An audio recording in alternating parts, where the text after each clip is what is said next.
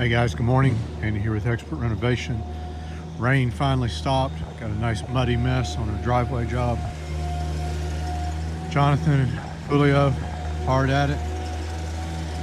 Got both machines out here using the wheel loader on the concrete as possible and the Kubota on the dirt, plus mud now. We're going to try to get all this torn out today. Chip and Charles from Yarborough Construction helping us out with the cans.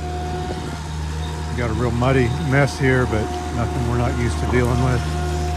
Got the sidewalk pulled out. A few little pieces there we're using as a ramp. We're standing here, we've still got to get. Jonathan's getting some crushing run spread in there. Give us a little walkway to drive on. We're pulling out the old pad. Customer looked at it next to our nice new work and had to go, so that's a bonus for us as well. Keep you posted with progress. We got to get all this dried out, get it formed up. It'll be time to pour concrete. Super pleased with the SPL 65. Just does not stop. Great machine.